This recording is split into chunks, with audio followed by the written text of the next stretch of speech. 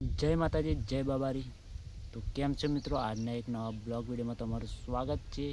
તો આજે હું તમને જણાવવા જઈ રહ્યો છું કે સંજેલી ગામ જે મિની રણોજા તરીકે ઓળખાય છે।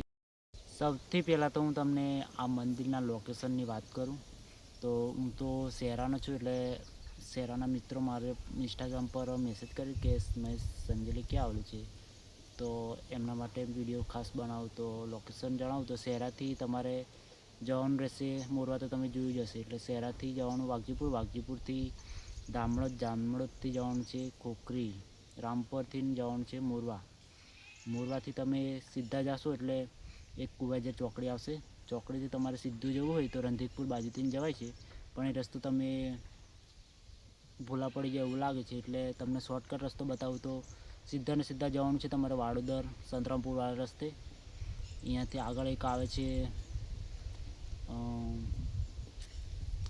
સુલ્યાદ ચોકડીથી રસ્તો સીધો જાય છે। એ સીધા રસ્તે તમે જાઓ તો તમે ક્યાંય પણ ભૂલા પડો નહીં અને સીધા જતા રહેશો સંજેલી બસ સ્ટેન્ડથી આ સાઈડ થોડુંક વળો એટલે તમને જોવા મળી જશે 9 માળનું મિની રણોજા ધામ। તો જોઈ શકો છો તમે લોકેશનની અંદર।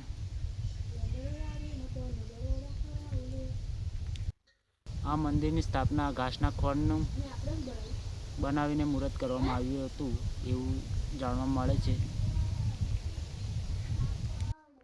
મંદિરની સ્થાપના વિશે જણાવું તો આ મંદિર 1968માં મહારાજ દલસુખસિંહ, આ મંદિરની સ્થાપના ઘાસના ખોળનું બનાવીને મુહૂર્ત કરવામાં આવ્યું હતું એવું જાણવા મળે છે। આજે આ મંદિર દાહોદ જિલ્લાનું પ્રખ્યાત અને સુપ્રસિદ્ધ રીતે આ મંદિર માનવામાં આવે છે।